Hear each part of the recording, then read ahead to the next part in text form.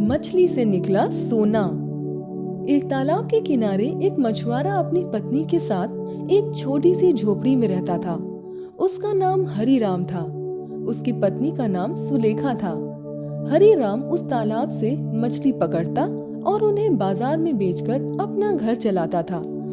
उसकी पत्नी उसके कम पैसे कमाने के कारण बिल्कुल भी खुश नहीं रहती थी, क्योंकि उसे बड़े शहर और बहुत बड़े घर में रानी की तरह रहना था।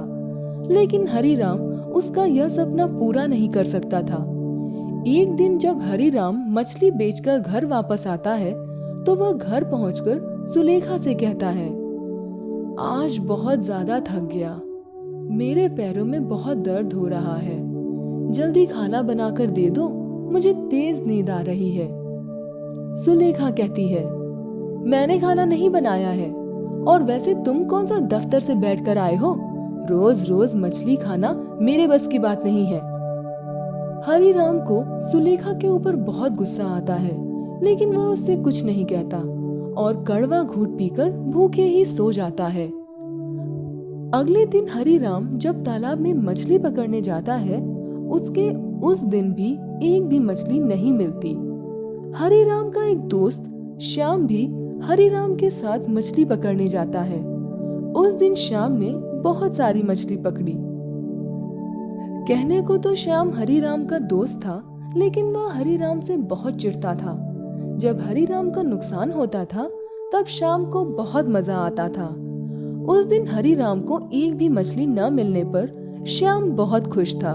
वह हरिराम से बोला, भाई हरिराम, लगता है आज तेरा लक खराब था, तभी तेरे हाथ एक भी मछली नहीं आई, और देख मेरा तो मछली से पूरा टोकरा ही भर गया है। हरिराम कहता है, कोई बात नहीं, जब तक मेरे हाथ मछली नहीं लगेगी तब तक मैं यहाँ से नहीं जाऊंगा। श्याम हंसने लगता है। तभी एक मछली हरिराम के जाल में फंस जाती है। श्याम हंसकर कहता है, अब क्या बस इसी मछली को लेकर बाजार जाएगा? हरिराम कहता है, नहीं, ये मछली को मैं अपने घर लेकर जाऊंगा। आज कमाई नहीं हुई तो क्या मैं यह मछली ही खाऊंगा? आज कमाई नहीं हुई तो क्या मैं यह मछली ही खाऊंगा। हरिराम अपने घर आ जाता है। हरिराम सुलेखा को वह मछली बनाने के लिए देता है। सुलेखा कहती है, इसे मैं कल बना दूंगी, आज मैंने खाना बना लिया। सुलेखा उस मछली को एक बाल्टी पानी में डाल देती है। फिर सुलेखा और हरिराम खाना खाकर सो जाते हैं। अगले दिन जब वह दोनों सुबह उठते हैं, तो देखते हैं कि वह मछली बहुत बड़ी हो गई है। सुलेखा और हरिराम अचंभित हो जाते हैं।